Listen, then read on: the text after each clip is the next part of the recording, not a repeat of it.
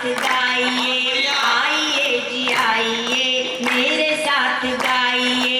बेटियां बचाइए, बेटियां पढ़ाइए, आइए जी आइए सारे मिलके गाइए। और क्यों पढ़ाएं कि दो कुलों के नाम को संवारती है बेटियां, दो कुलों के नाम को संवारती है बेटियां, पीढ़ियों को प्यार से दुलारती है बेटियां, दो कुलों के नाम को संवारती है बेटियां, पीढ़ियों को प्यार से दुलारती है बेटियां। बेटियों के मार कर पाप ना चढ़ाइए, बेटियों को मार कर पाप ना चढ़ाइए, आइए जी आइए सारे मिलके गाइए, आइए। मैं जब बोलूंगी बेटियां बचाइए, बेटियां पढ़ाइए, तो आप सब लोग साथ में गाना कि आइए जी आइए सारे मिलके गाइए।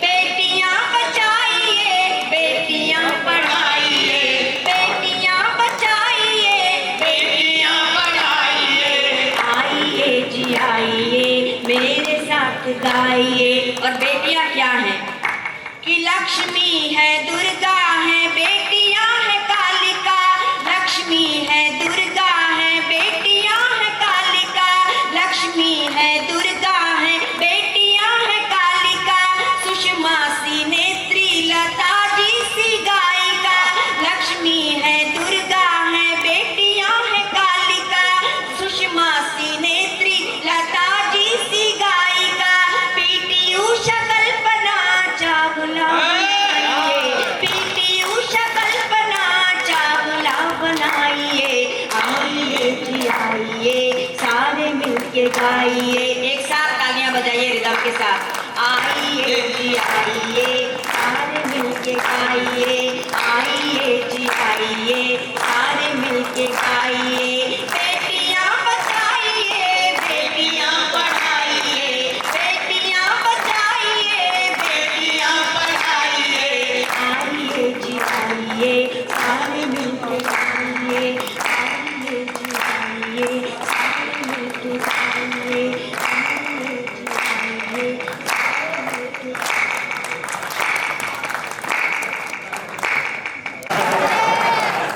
नहीं साउंड तो पावटा में आकर अच्छा हो जाता है। सुनने वाले भी दीदी बहुत बढ़िया है, लाल किला से कम नहीं है। नहीं, सुनने वाले तो ऐसे हैं कि अब तो लाल किले में भी इतने अच्छे श्रोता नहीं बचे जितने पावटा के क्योंकि राठौर जी मैं एक बात कहती हूँ कि हम बहुत बड़े बड़े मंचों पर जाते हैं, मैं तो गई हूँ, सभी लोग जाते हैं, वहाँ हम देखते हैं कि बहुत बड़े बड़े पंडाल लगते हैं या बहुत धन खर्च होता है, तो वहाँ जाकर ऐसा लगता है कि वहाँ का धन कविता सुनता है, लेकिन पावटा में आकर ऐसा लगता है कि आप लोगों का मन। और इसीलिए भले ही धन कम हो लेकिन हम लोग मन पाने के लिए यहाँ पर आते हैं। अभी हमारे यशस्वी प्रधानमंत्री आदरणीय नरेंद्र मोदी जी ने काशी का कॉरिडोर बनाया है और इतना सुंदर बना है, आप लोग कभी जाकर देखिएगा।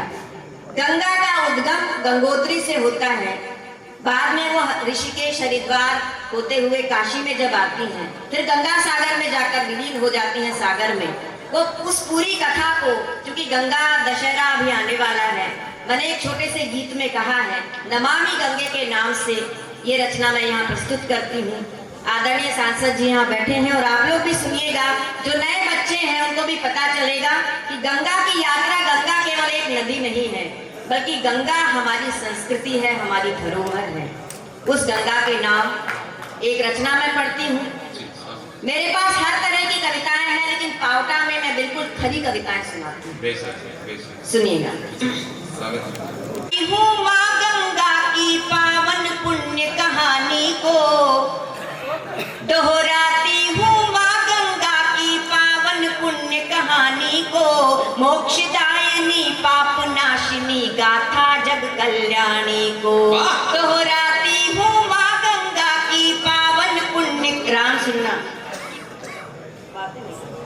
दोहराती हूँ माँ गंगा की पावन पुण्य कहानी को, मोक्षदायिनी पाप नाशिनी गाथा जग कल्याणी को। राजा बलि को दानवीर होने के दंभ ने व्यापा था। हरिवामन ने 3 पगों में 3 लोक को नापा था।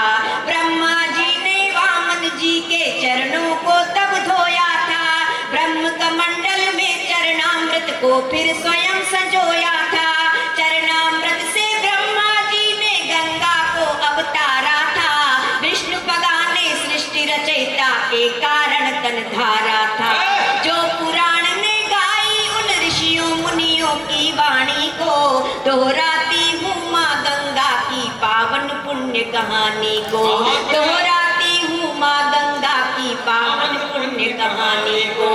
कपिल मुनि से शापित होकर सगर पुत्र जब भस्म हुए, अंशुमान राजा दिलीप ने तब घनघोर प्रयत्न किए।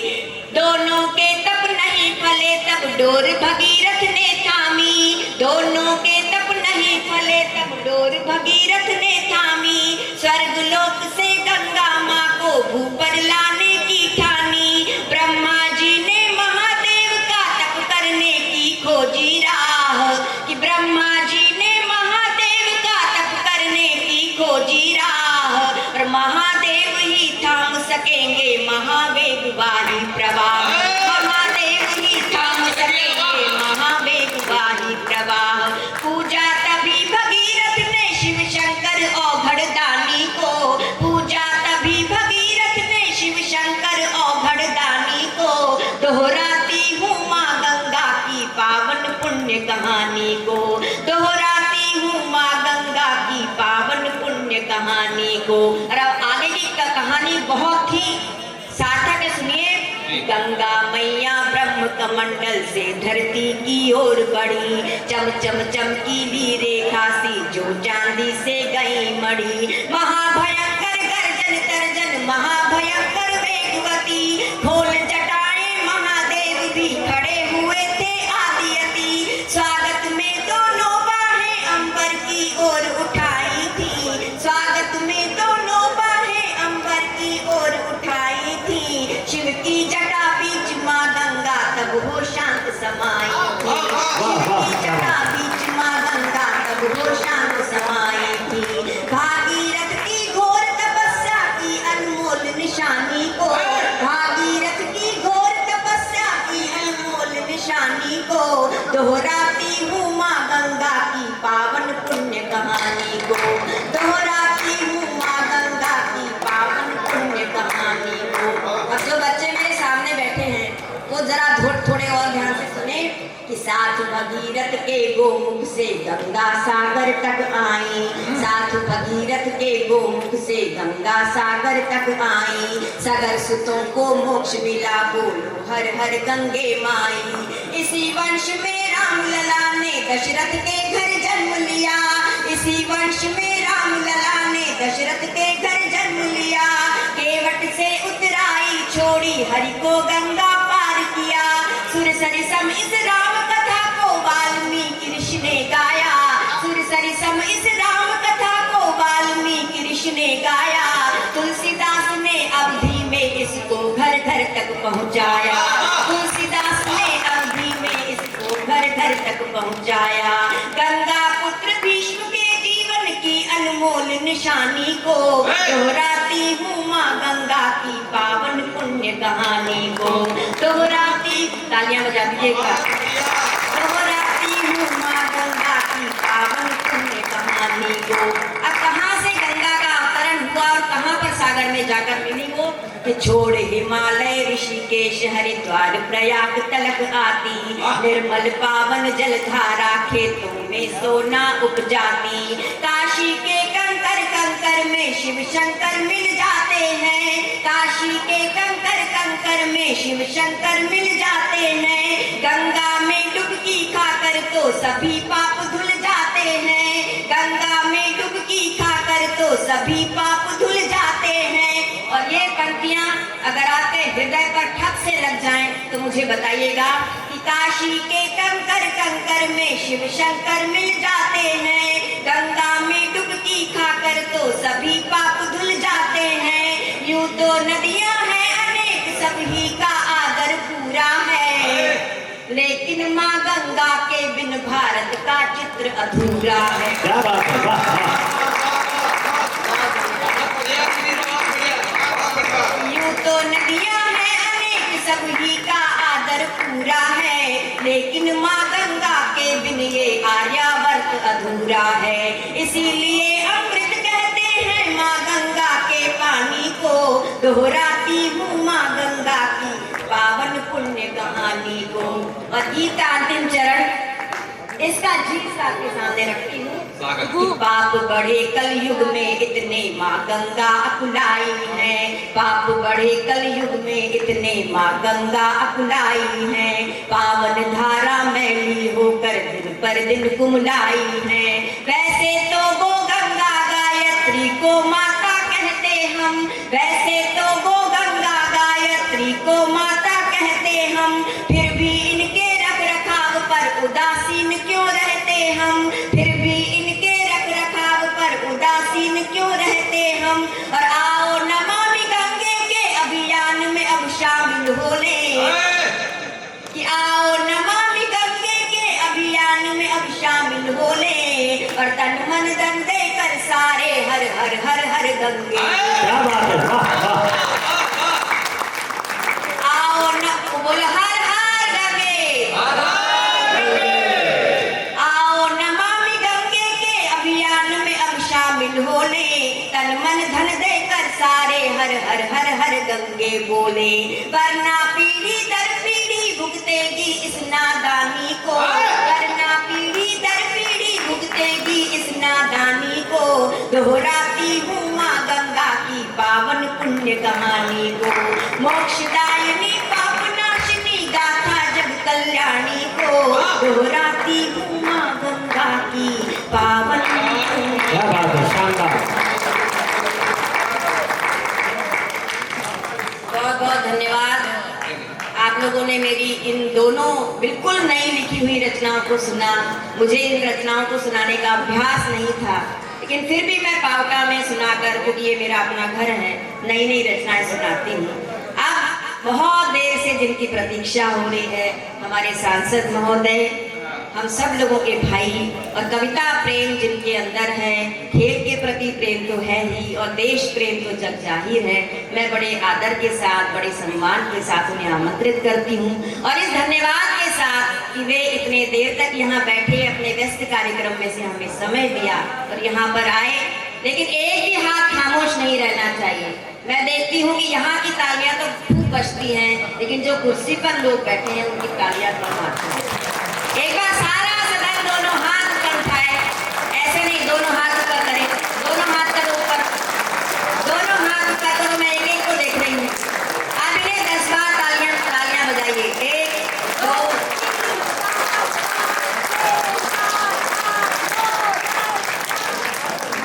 कहते हैं क्यों? क्योंकि आप आदमी से आदमी की तरह मिलते हैं, आदमी से आदमी की तरह मिलते हैं।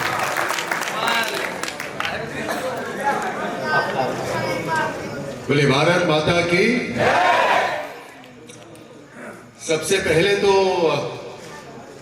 हमारे शानदार कवि जो यहाँ पर आए और उन्होंने आकर अपनी कविताएं, अपने शब्दों से हमें प्रेरित करा, हमें हंसाया।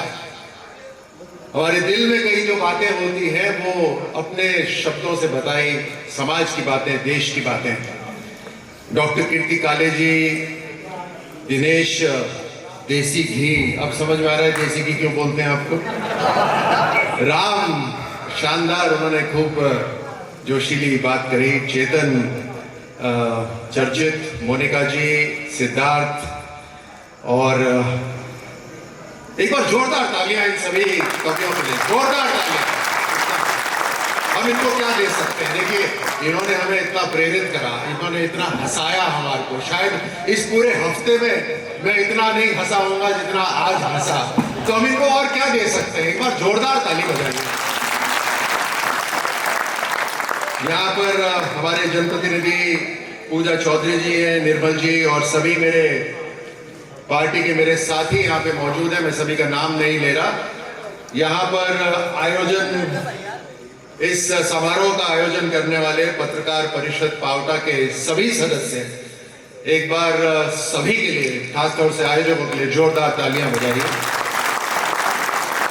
आप सबकी बैठे हुए, आप सबकी हंसी देख रहा था, आप सबके जोशीले जय जयकार में सुन रहा था, अपने परिवार को इतना हंसता खेलता एक दिशा में एक ही साथ यहाँ बैठकर हम देश समाज की बात सुन रहे थे। मुझे अत्यंत आनंद आ रहा था, मुझे बहुत खुशी हो रही थी। कीर्ति जी ने जो शुरू में बात रखी कि आप इस पूरे कार्यक्रम को सुनिएगा, फिर अपनी शर्त इन्होंने जो रखी, मैंने कार्यक्रम इसीलिए सुना क्योंकि आपसे प्रेरणा, सबसे प्रेरणा मुझे भी मिलती है और मेरे पूरे परिवार को जो प्रेरणा मिलती है, इसलिए मैंने कार्यक्रम सुना।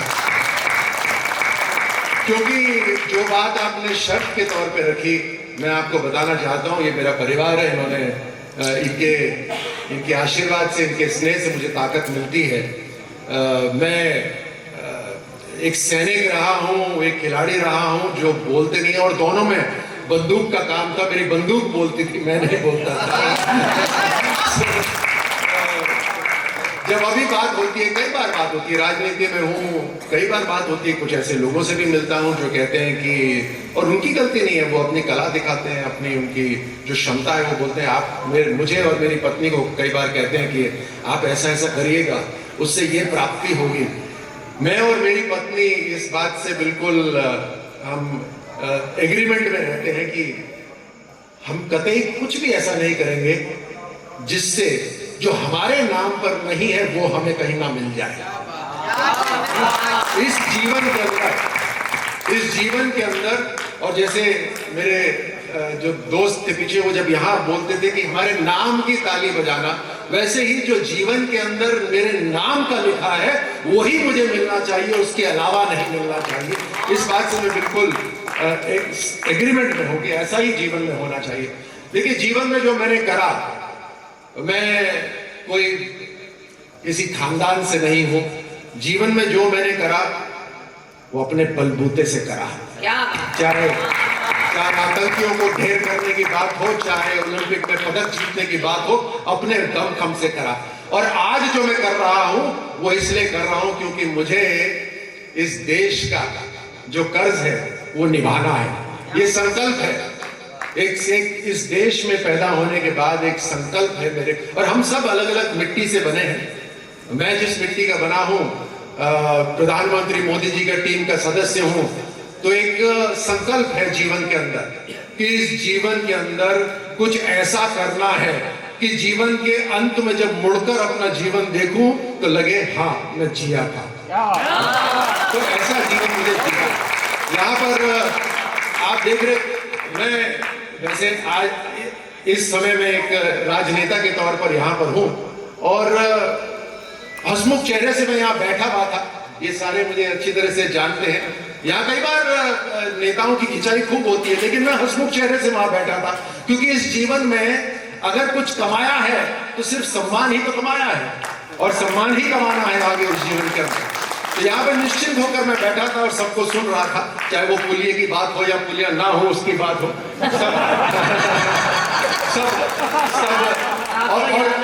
और नहीं, वो याद रही क्योंकि आपने बात छेड़ा था कि यहाँ की नहीं, तो मुझे चिंता नहीं है, मुझे भय नहीं है।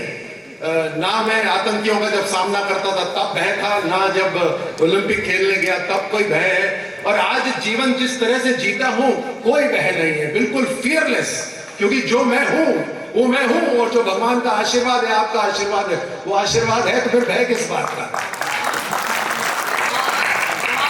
तो मैं अभी जो कह रहा था कि मेरी बंदूक बोलती थी, तो मैंने बंदूक तो छोड़ दी लेकिन गोली अभी भी दागता हूं। पाकिस्तान हो या भ्रष्टाचार हो, गोली अभी भी दागता हूं। तो आपको यहाँ सुनने हम इन सबको आए हैं, मुझे नहीं, लेकिन इस कार्यक्रम की भी प्रेरणा प्रधानमंत्री मोदी जी हैं। क्योंकि देखिए, कलाकार कब पनपते हैं और कलाकार जब अपनी बात रखते हैं तो प्रेरणा किसको मिलती है, इनके शब्दों से जोश किसको मिलता है, हमें मिलता है। वो चिंगारी लगाने वाली कौन होते हैं, वो इनके शब्द होते हैं जिससे आपके दिल में कहीं ना कहीं कोई चिंगारी निकलती है और न जाने कौन क्या बन जाए, समाज के लिए, देश के लिए क्या क्या कर जाए। तो आज ये कलाकार जो यहाँ पर आए हैं और पूरे देश के अंदर जो कलाकार आज बढ़ रहे हैं आगे, वो इसीलिए ऐसी ही जगह कलाकार पनपते हैं जहां आर्थिक रूप से सक्षम देश होता है। आज देश हमारा आर्थिक रूप से सक्षम बन रहा है। ऐसी भी जगह कलाकार आगे बढ़ते हैं जहां समाज अपने लिए नहीं बल्कि अपनों के लिए जीता है। ऐसी जगह कलाकार आगे बढ़ते हैं। तो आज ये सभी कलाकार यहाँ पर आए हैं। प्रधानमंत्री मोदी जी का एक सपना तो नहीं कहूंगा, लेकिन उनकी प्रेरणा थी कि आप अपने क्षेत्र के अंदर कवियों को बुलाइए ताकि वो हमारे समाज को, हमारे नौजवानों को प्रेरित कर सके। तो आज आप सबको मैं धन्यवाद देता हूं और मैं अब नहीं बोलूंगा क्योंकि आपका कार्यक्रम है। आपने अभी संक्षिप्त में बात रखी है, अब ये सब आपको सुनने के लिए तैयार हैं। आप विस्तार से बात रखिए अपनी। आप सबको बहुत बहुत धन्यवाद एक बार फिर।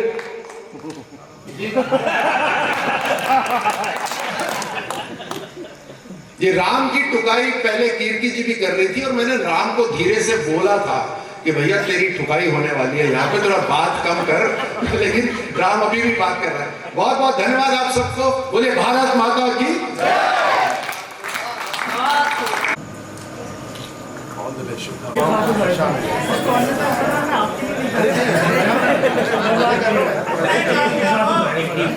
जरूर जरूर आइए, वीडियो पर लगाया।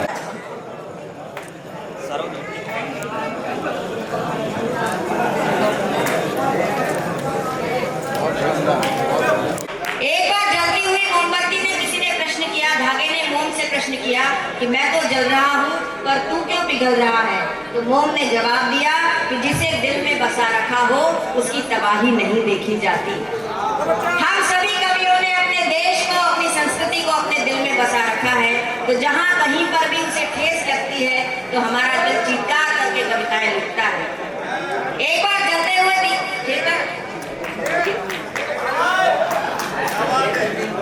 थोड़ा मंच पे डिसिप्लिन बना।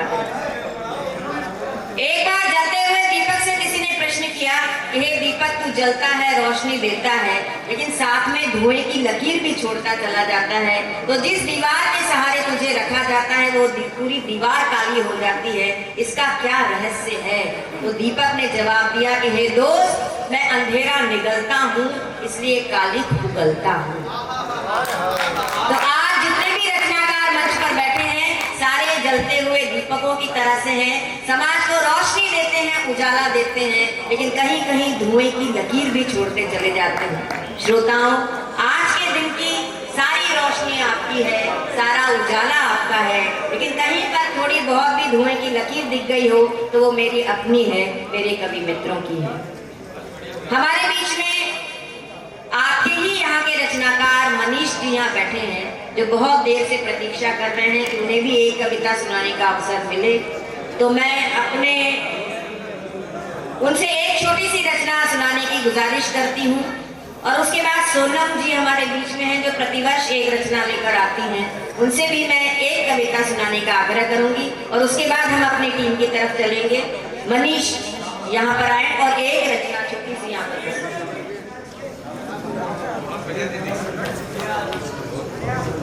स्वीकार करें। जी स्वागत। श्रृंगार की कुछ बातें आप लोगों के बीच रखता हूँ।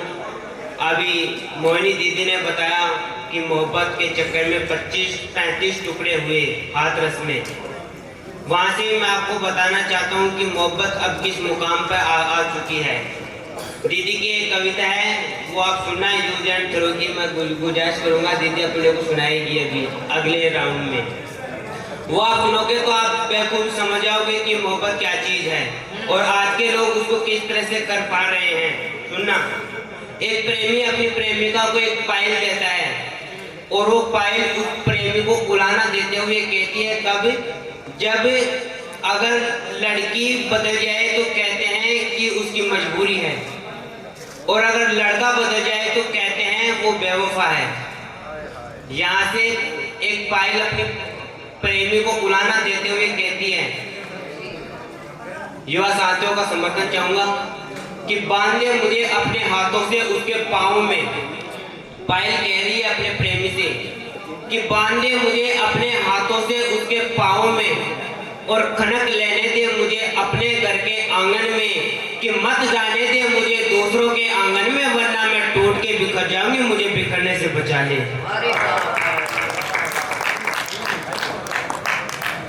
कि मत पूछ अबे जिनकी मेरी दास्ता भरी कहानी, कि कैसे गुजरे वो लम्हा लम्हा पल जो हर एक उसकी याद के थे।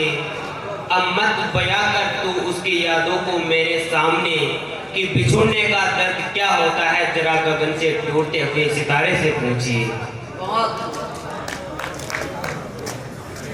कि रिश्तों की तहजीब निभा कर जाएंगे जब भी हम, तो खुदा से एक दुआ कर लेंगे कि हमारे जाने का पैगाम उस तक पहुंचा देना। अगर वो दे दे इजाजत तो उनसे पूछ लेना कि तुम्हारे कोई वादे अधूरे तो नहीं रह गए। कि एक वादा था कि जब भी जाओगे तो हम गले लगा लेंगे। अब उस वादे को क्यों भूल रहे हो?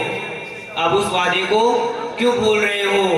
अंतिम पंक्ति पर मेरे युवा साथियों का समर्थन मुझे भरपूर मिले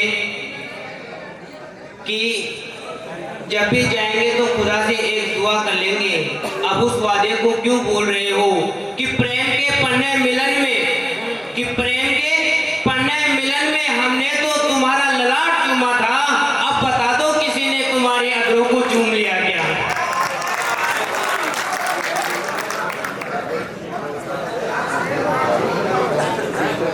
कि फूल गुलाब का चुना है तो कांटों से क्या डरना। कि फूल गुलाब का चुना है तो कांटों से क्या डरना। अगर मोहब्बत की है तो फिर बगावत से क्या डरना।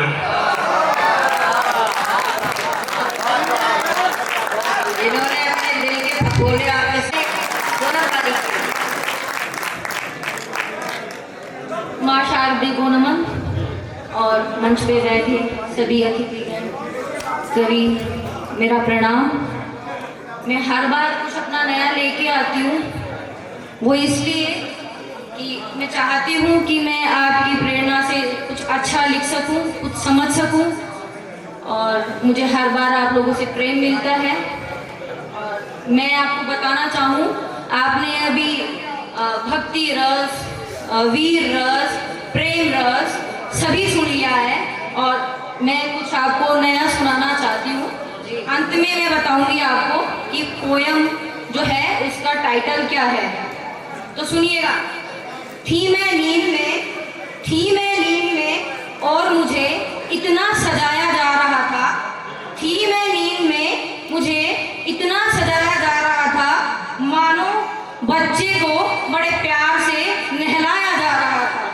मानो बच्चे को बड़े प्यार से नहलाया जा रहा था। न जाने था वो कौन सा खेल, न जाने था वो कौन सा खेल, अजब सा मेरे ही घर में मुझे बच्चों की तरह कंधे पर उठाया जा रहा था। पास मेरे हर कोई, था पास मेरे हर कोई उस वक्त जिस वक्त मुझे बड़े प्यार से चिल्ला चिल्ला करके बुलाया जा रहा था। जो कभी देखा भी ना था, जो कभी देखा भी ना था, वो खेल मेरी निगाहों से वो मेरे ही साथ खेला जा रहा था। मालूम नहीं क्यों हैरा था हर कोई मुझे सोते हुए देख। मालूम नहीं क्यों हैरा था हर कोई मुझे सोते हुए देख। मुझे जोर जोर से हाहाके लगा लगा के उठाया जा रहा था। कांप उठी मेरी रूह, कांप उठी मेरी रूह, वो नजारा देख जहां से मुझे हर तरह से अलविदा कहा जा रहा था। मोहब्बत थी जिन दिलों में मेरे लिए, मोहब्बत थी जिन दिलों में मेरे लिए, उन्हीं दिलों के हाथों मुझे आज उठाया जा रहा था। थी ये मेरी अंतिम नींद, मुझे ही मेरे घर से अलविदा कहा जा रहा था। बहुत बहुत धन्यवाद। और इस पंक्ति का जो टाइटल था वो थी अंतिम यात्रा। धन्यवाद।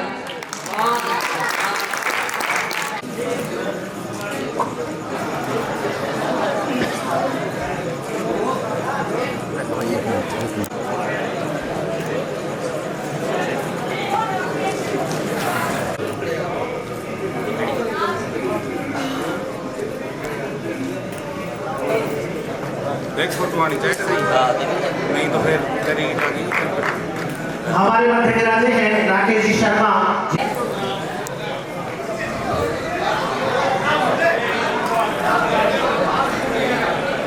अगला नाम मोदी जी, महावीर जी जिन्होंने इतना अच्छा संचालन किया, उनका स्वागत सत्कार हो रहा है।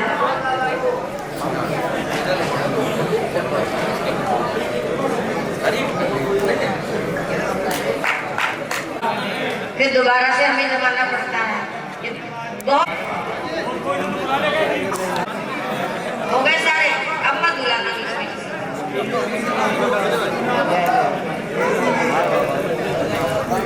इस जो अध्यक्ष हैं विपिन पारीक जी, जिनका बड़ा सहयोग रहा, वरिष्ठ उपाध्यक्ष दिनेश शर्मा जी, कोषाध्यक्ष श्रीकांत मिश्रा जी, प्रचार प्रमुख पवन टीलावत जी और प्रजापति नवीन शर्मा, अजय शर्मा, सुभाष भार्गव जी, सबको मैं बहुत बहुत धन्यवाद। आप लोगों का दिल जीत लिया था, जो कि नोएडा से हमारे बीच में आए हैं, जिनका जन्म कोटा में हुआ, जिनका नाम है चेतन चर्चित। मुझे ध्यान है भाई साहब, एक कोर्ट की कार्यवाही चल रही थी, जज साहब को फैसला सुनाना था।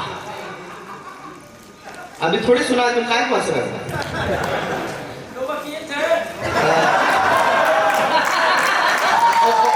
और तुम जज होंगे, मुजरिम तो मैं अकेला ही दिख रहा हूँ यहाँ पे। वो फैसला सुनाना था, ऐसे वहां पे दो महिलाएं आपस में बात कर रही थी, तो इस जज साहब को डिस्टर्ब हुआ, तो जिसको सजा सुनानी थी उसको तो नहीं सुनाई और उन दोनों महिलाओं को सुना दी। बोले जाओ दोनों को 2 साल की जेल। वो दोनों महिलाएं 2 साल तक जेल में रही, एक ही बैरिक में रही। 2 साल बाद जब वो दोनों महिलाएं जेल से बाहर निकली, अगर आप लोगों तक ठीक से पहुंच जाए तो वापिस से इस सम्मेलन को थोड़ी सी ऊर्जा दीजिएगा। जब साहब को डिस्टर्ब हुआ, दोनों को 2 साल की जेल की सजा सुना दी। दोनों महिलाएं 2 साल तक एक ही जेल में रही। जब 2 साल बाद जब दोनों बाहर निकली तो पहली महिला ने दूसरी से कहा कि बहन बाकी बातें हम घर जाके फोन पे कर लेंगे।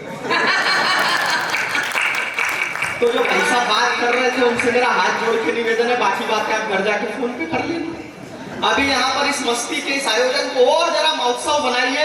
बहुत मन से आप लोगों ने अभी तक का पूरा सम्मेलन सुना।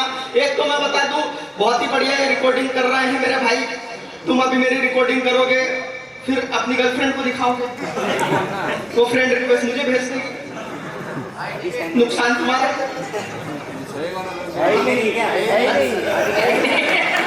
तो भाई तुम तो पहले से नुकसान में, हम तो डूबे सनम तुम्हें भी ले डूबेंगे वाली स्थिति है तुम्हारी।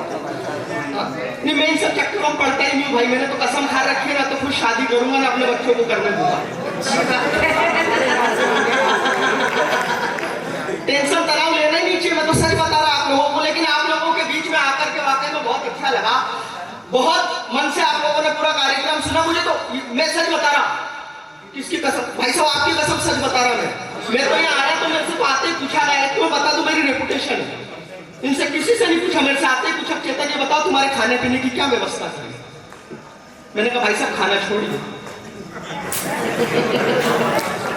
आ जाएगी समझ में धीरे धीरे। ये 8 बजे बंद के दुखी लग रहे हैं मुझे। मैंने कहा भाई साहब खाना छोड़िए, आपको पीने की करेंगे। तो उन्होंने मुझे ऊपर से नीचे तक देखा, बोले तो खुद तो कौवे जैसा, तेरी क्या पीने की व्यवस्था है। 2 पंक्तियों में मैंने जवाब दिया, फिर से आपकी मस्ती देखना चाहता हूं। पावटा वालों बोले तो खुद तो कौवे जैसा, तेरी क्या पीने की व्यवस्था करे। मैंने कहा कि अपनी बातों को मैं ऐसे सजा देता हूं, हूं तो कौवा मगर बोतल का मजा देता हूं। यकीन ये आएगा। बोले पता क्या मंगा, मैंने जो मंगा लिया हो, अगर आपकी मस्ती आपका सुरूर आ जाए तो फिर ठहाका, फिर तालियां उठे। बोले बता क्या मंगा। मैंने कहा जी मंगाइए Aristotle backpacker Contessa double dog fund rope line rope elephant godfather incredible Johnnie Walker Kingfisher McDonald almond Peter Scot Z Scot Rolls signature vaccine triple X चांदी जी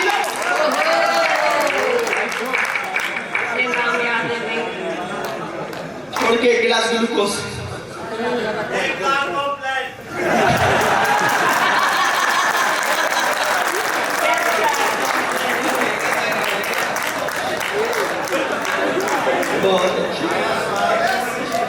ये मस्ती बस चाहिए मुझे थोड़ी देर के लिए आप लोगों को, क्योंकि राजस्थान अपने आप में अद्भुत वो है मुझे चल रही है तुम नीचे से बोल रहे हो जैसे तुम मुगले आजम और मैं अनारकली है दो ऐसा थोड़ी होगा। लेकिन अपने आप में अद्भुत मामला में तो क्या बताऊं, वो मुझे तो ध्यान है यहाँ के लोग अपने आप में, मैं बता रहा हूँ ना आप लोगों को, एक वो बच्चा यहीं का, वो पेड़ में फल लगा हुआ था, उसने पत्थर उठाया है?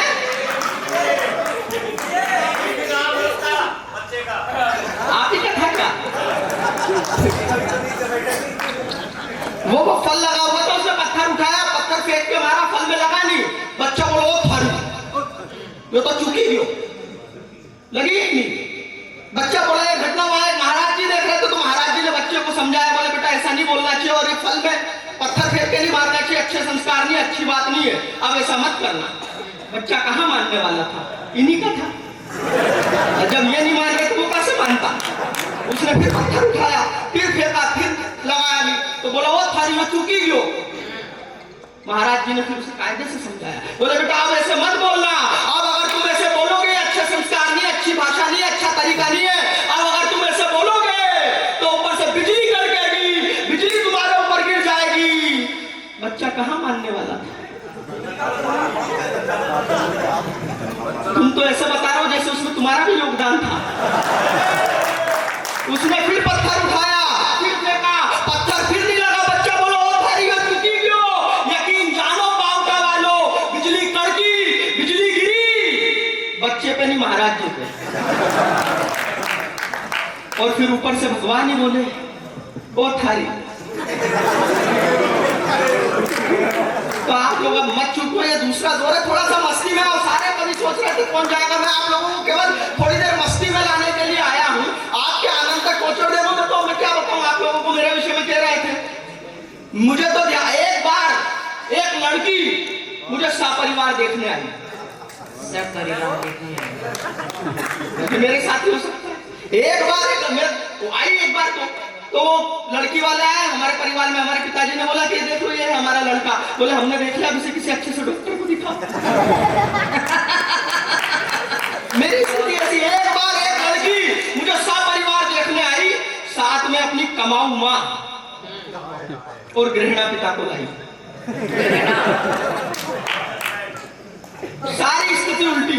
ऑब्जर्वेशन का कभी ऑब्जर्वेशन देता हूं आप लोगों की मस्ती तक पहुंचे। एक बार एक लड़की मुझे सपरिवार देखने आई, साथ में अपनी कमाऊ माँ और गृहिणी पिता को लाई।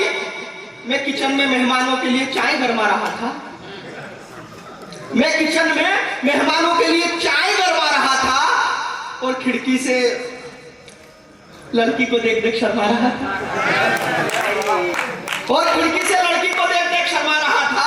लड़की वाले मेरा कद ऊपर से नीचे तक नाप रहे थे। चाय की ट्रे ले जाते समय मेरे हाथ कांप रहे थे। चाय की ट्रे ले जाते समय, चाय की अगर मस्ती आए तो जरा एक बार सारा सदन मिलकर के मुझे तालियां दे, अभी तक भी वो मस्ती नहीं आ पाई है। चाय की ट्रे ले जाते समय मेरे हाथ कांप रहे थे। लड़की की माँ चाय की चुस्की लेते हुए बोली, बेटा खाना बना लेते हो ना? पिताजी ने अपने मतलब का सवाल पूछा, झाड़ू पोछा तो लगा लेते हो ना? पिताजी ने अपने मतलब का सवाल पूछा, झाड़ू पोछा तो लगा लेते हो ना? और बोले अब ये तो घर की बात है, इस पर क्या रोना है? मैं तो अभी झाड़ू पोछा लगा कर आया, घर जाके बस बर्तन धोना।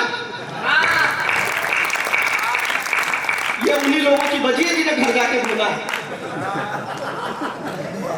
घर जाके बस बर्तन धोना है।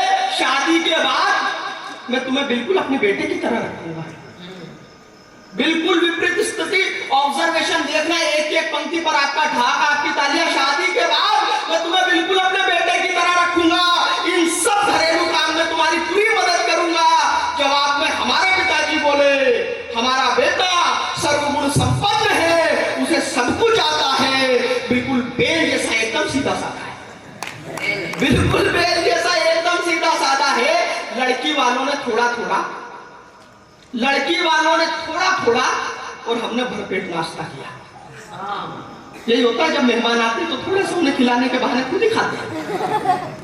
मेरे पिताजी तो इतने होशियार है, वो बोले वो आए मेहमान तो बोले लो भाई सब समोसे खाओ। उन्होंने कहा कि नहीं खाने, बोले ठीक है। तो दिखा लड़की वालों ने थोड़ा थोड़ा और हमने भरपेट नाश्ता किया, फिर मुझे लड़की के साथ में अकेले बात करने का मौका दिया। ऐसे खुश क्यों हो रहा, तुम्हें थोड़ी दिया मौका, मुझे दिया। ऐसा पहले भी दे चुके थे मौका। ये आए लड़की वाले, बोले जाओ दोनों लड़के लड़की आपस में बात कर लो। 10 मिनट तक पिन ड्रॉप साइलेंट, ना मैं कुछ बोला ना वो कुछ बोली। फिर हिम्मत करके मैं ही बोला, बहन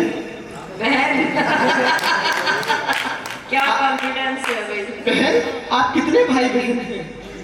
बोले अब तक तो 2 थे। अब जोरदार ताली होनी चाहिए। फिर मुझे लड़की के साथ अकेले में बात करने का मौका दिया। लड़की का जैसे जैसे सवाल मेरी तरफ आ रहा था, मैं शर्माते हुए शर्ट की कॉलर चबा रहा था। हम दोनों अपने भविष्य का खाब बुन रहे थे। एक पंक्ति बहुत बारीक ऑब्जर्वेशन की, जब सगे संबंधी के लिए रिश्ते नाते के लिए आते हैं लड़की वाले, तो जब लड़के लड़की आपस में बात करते हैं, बाकी घर वाले क्या करते हैं, अगर आपने भी अपने घरों में ये देखा हो चित्र तो आप तालियों से बताना। हम दोनों अपने भविष्य के खाब बुन रहे थे और उधर घर वाले चुपके से हमारी बात सुन रहे थे। से हमारी बात सुन रहे थे। वो बोलती जा रही थी, मैंने अपना मुंह बंद कर लिया। कुछ इस तरह हम दोनों ने एक दूसरे को पसंद कर लिया। फिर बाहर ये सूचना ब्रेकिंग न्यूज की तरह ले आए, जिसे सुनते ही हम दोनों के घर वाले मुस्काए। झट मंगनी पट्टू ब्याह की बात आई तो लड़की की माँ ने थोड़ा रुको की आवाज लगाई, बोली हमारी बेटी सरकारी अफसर है। व्यंग की भाषा, व्यंग का तेवर अगर राजस्थान में ना सुना जाए तो फिर कहां सुना जाएगा। आपकी तालियों मुझ तक पहुंचनी चाहिए। हमारी बेटी सरकारी अफसर है, लाख रुपया महीना कमाती है, ऊपर की कमाई भी आती है। अब आप लोग बताइए ये रिश्ता कैसे निभाएंगे? हमारी बेटी बहुत कीमती है, कितना दहेज दे पाएंगे? हमारी बेटी अगर विपरीत परिस्थिति हो गई तो क्या होगा? यहाँ पर भी आपने लव जिहाद पर कविता कही, एक टिप्पणी करता हूँ और पूरी कविता आपके सामने अगर एक टिप्पणी में हो जाए तो आपकी तालियों से बचाना। इन्होंने कहा कि 35 टुकड़े कर दिए। मेरा मानना है प्रेम वो नहीं है जो एक जिस्म के 35 टुकड़े कर दे, प्रेम वो है जो 2 जिस्मों को एक कर दे। आपकी तालियां थोड़ी और बढ़ाइएगा, व्यंग की भाषा तक पहुंचना। हमारी बेटी बहुत कीमती है, कितना दहेज दे पाएंगे? हमें तो चाहिए बड़ा सा बंगला, लग्जरी कार। मंजूर हो तो हाँ करूं, वरना सब बात बेकार। अभी मेरी बहन ने यहाँ पर बहुत अच्छी कविता सुनाई, यहाँ पर मैं उन्हें समर्पित करता हूं। हमें तो चाहिए बड़ा सा बंगला, लग्जरी कार। मंजूर हो तो हाँ करूं, वरना सब बात बेकार। मेरे गरीब पिता बेबस और लाचार, कहां से दे पाते बंगला और कार? लड़की वालों के सामने हाथ जोड़कर बोले हम दहेज नहीं दे पाएंगे, इस दहेज की आग में अपने बेटे को नहीं जलाएंगे। अपमान के इस घूंट से मेरा हृदय तक रो रहा था, मैं सर से लेकर पांव तक पसीने पसीने हो रहा था। तभी मेरी नींद टूटी तो खुद को बिस्तर पर पाया। आपका ठहाका फूटा, आपकी हंसी निकली, लेकिन अगली बात पर अगर संवेदनाएं झलक जाए तो एक भी हाथ खामोश ना रहा। इधर वालों की भी तालियां बराबर चाहिए मुझे। तभी मेरी नींद टूटी। आप लोग भी जरा शरीफ होइए। तभी मेरी नींद टूटी तो खुद को बिस्तर पर पाया। इस भयानक सपने ने मुझे सारी रात लगाया। आज मेरा मन दहेज के दानव का दिया हर दर्द मानता है। बेटी के बाप पर क्या बीतती है बस उसका दिल जानता है।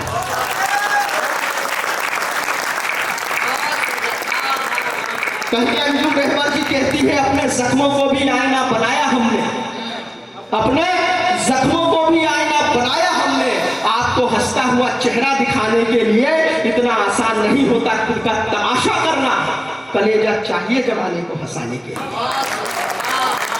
श्रद्धेय शुभेंदु दुबे जी का बोया हुआ ये मंच अगर एक सार्थक कविता आप तक पहुंची हो तो अंतिम 2 पंक्ति आपकी विदाई की तालियां उठे मंच के सबसे छोटे बेटे के लिए। कभी हमें तो चाहिए बेटी के बाप पर क्या बीतती है बस उसका दिल जानता है। बेटी के बाप पर क्या बीतती है बस उसका दिल जानता है। इस घटना के बाद मुझे विदा कीजिएगा पाटवा वालों। इस घटना के बाद ये बात मेरे जहन में कुछ यूं घुल गई। इस घटना के बाद एक तो मेरी किस्मत देखो यूं ही ब्याह नहीं हो रहा और आदमी तुम्हारा बिना मेरी किस्मत तो इतनी जोरदार है, मैं क्या बताऊं आप लोगों को। इस घटना के बाद लेकिन कविता अगर अच्छी हो गई हो तो आपकी भरपूर तालियों से साथ में विदा करना। इस घटना के बाद ये बात मेरे जहन में कुछ यूं घुल गई। ये वो राजस्थान है जहां अनुपात बेटियों का कम है, भ्रूण हत्या के अनेक केस होते थे, लेकिन आज बेटी बचाओ बेटी पढ़ाओ जैसे अभियानों को हमने बल दिया है, तो आपकी भरपूर तालियां उठे। इस घटना के बाद ये बात मेरे जहन में कुछ यूं खुल गई, सही मायने में उस रात मेरी नींद नहीं टूटी बल्कि मेरी आंखें खुल गई,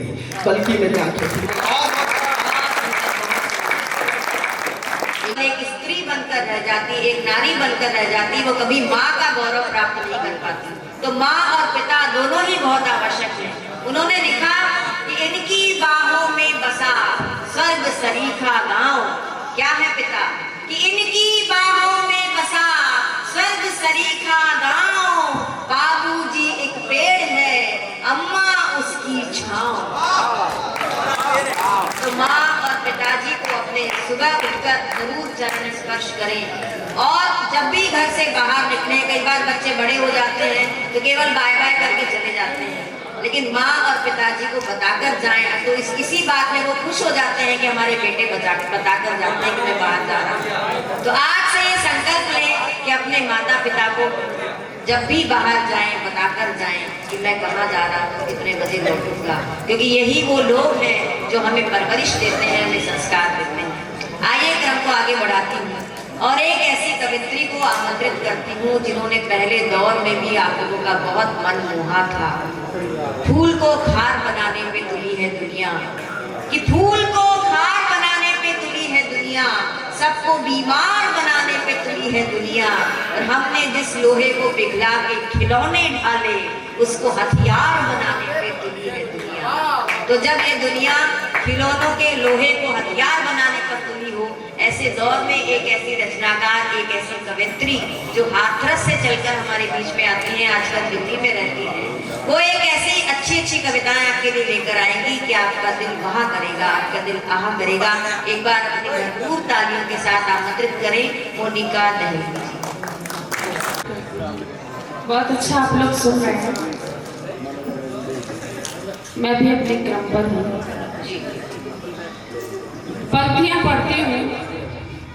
मैंने बताया मैं श्रृंगार की कवित्री हूँ, लेकिन जैसा कि दीदी ने अभी पिता के विषय में बताया, भैया थोड़ा सा सुन लीजिए।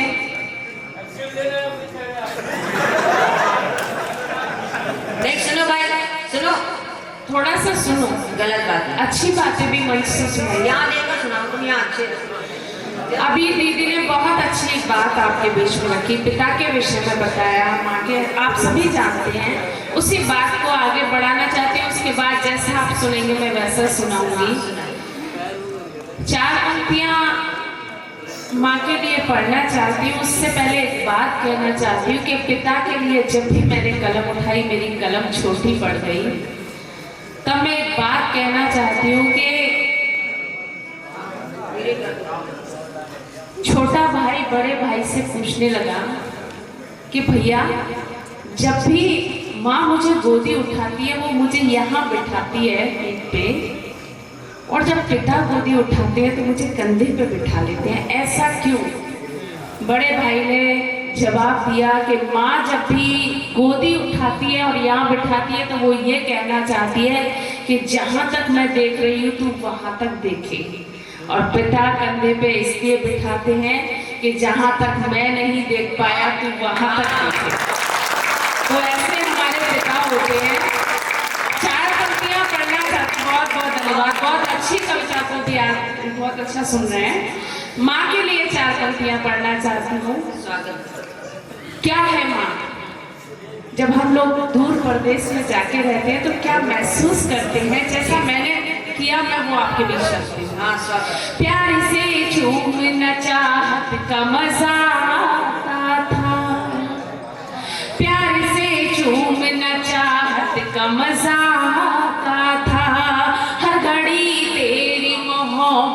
का मजा आता था, हर घड़ी तेरी मोहब्बत का मजा आता था।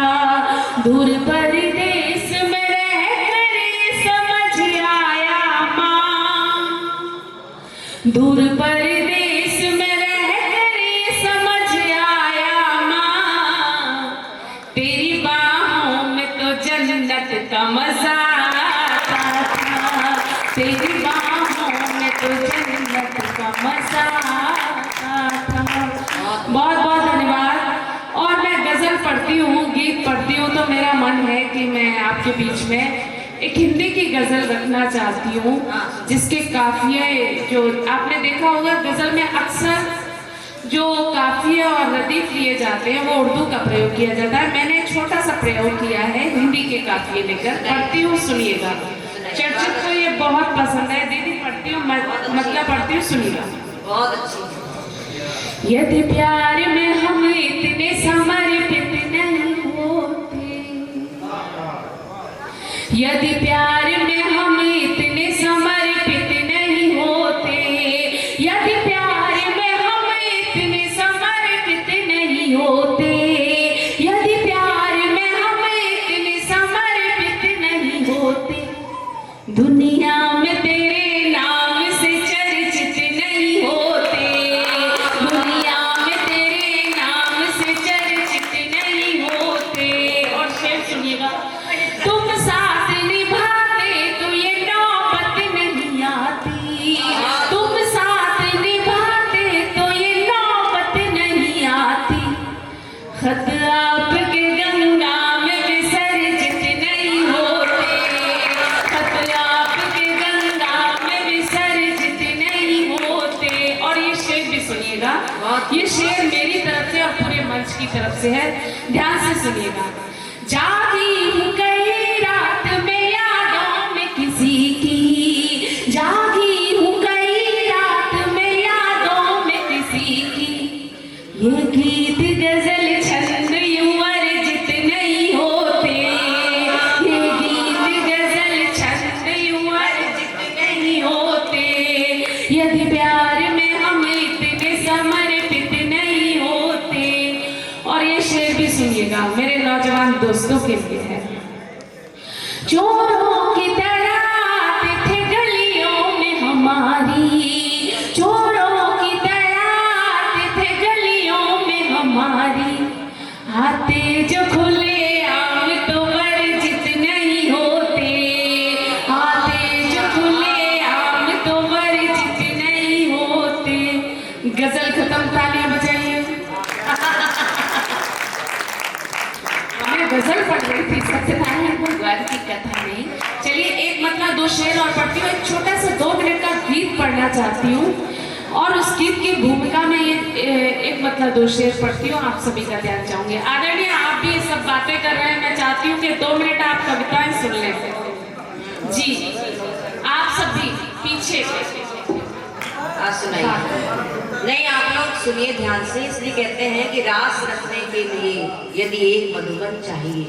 जिस गीत और जिस गजल को आप 2 सेकंड में सुनकर 1 सेकंड में फैसला कर देते हैं, उसे लिखने में कभी कभी 2 साल तक लग जाते हैं। इसलिए कहते हैं कि रास रखने के लिए यदि एक मधुबन चाहिए और रूप सजने के लिए यदि एक दर्पण चाहिए, तो समय की बांसुरी की गुनगुनाहट से भरे गीत सुनने के लिए भी गीत सा मन चाहिए। तो गीत सा मन बनाकर आप लोग बैठे हैं। ये पहली बार पावटा आई है और क्या इंप्रेशन लेकर जाएंगे आप लोगों की तरफ से, तो एक अच्छा इंप्रेशन आप लोग कीजिए। एक बार जोरदार तालियां बजाइए मोनिका। बहुत बहुत धन्यवाद। एक मतलब 2 शेर पढ़ती हूँ, सुनिए। मुझको तन्हाइयों में पुकारा करो, मुझको तन्हाइयों में पुकारा करो, मुझको तन्हाइयों में पुकारा करो, मुझको तन्हाइयों में पुकारा करो, एक दिन बिन हमारे गुजारा करो, एक दिन बिन हमारे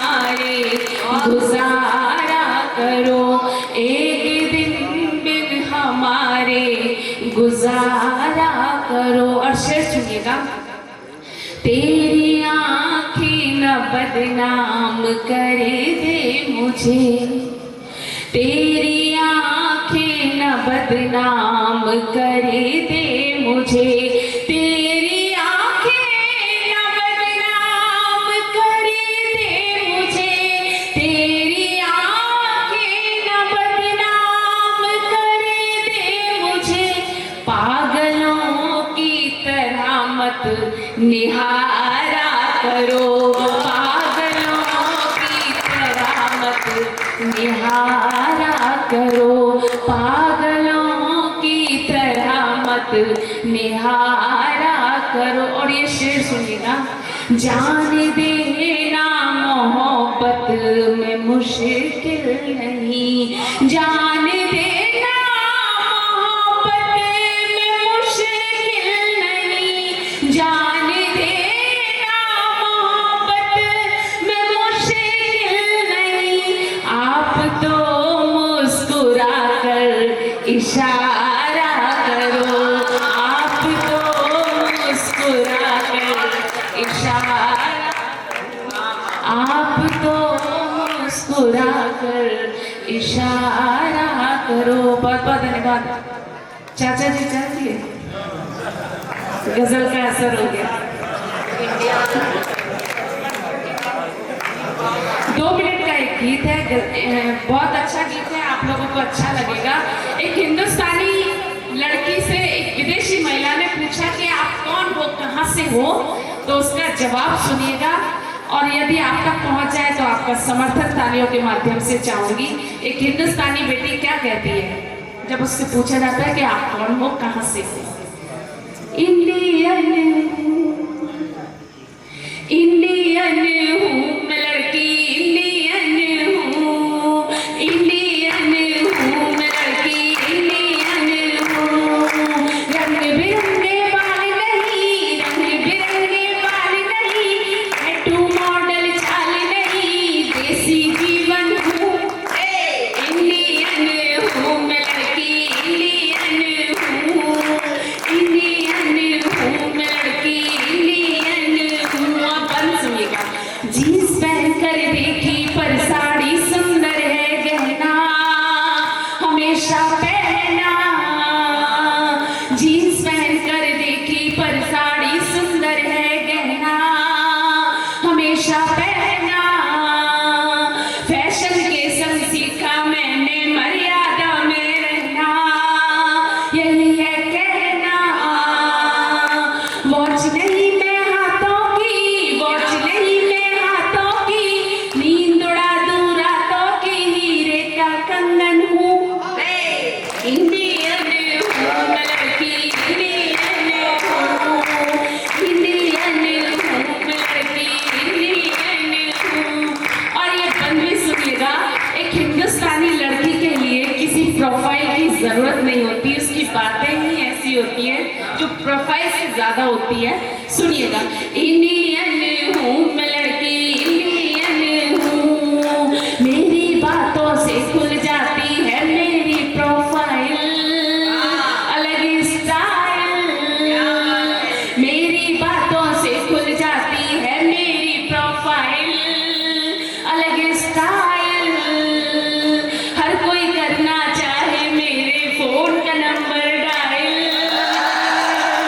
देखे स्माइल, सब मेरे पीछे भागे, सब मेरे पीछे भागे, मुझको ही रब से मांगे, ऐसा मैं धन हूँ, इंडियन लड़की, इंडियन हूँ, इंडियन हूँ मैं लड़की, इंडियन हूँ। और अंतिम मन में एक हिंदुस्तानी लड़की अपने स्वभाव, अपने व्यवहार में ईश्वर से क्या मांगती है वो आप तक पहुंचाती हूँ। यदि आपके दिल को छू जाए तो आपका समर्थन विदाई की तालियों के माध्यम से मेरा करिएगा। मैं पढ़ती हूँ, सुनिएगा। इंडियन हूँ मैं लड़की, इंडियन हूँ, प्रेम दया करुणा मांगी है मैंने उस ईश्वर से, प्रभु के दर से, प्रेम दया करुणा मांगी है मैंने उस ईश्वर से,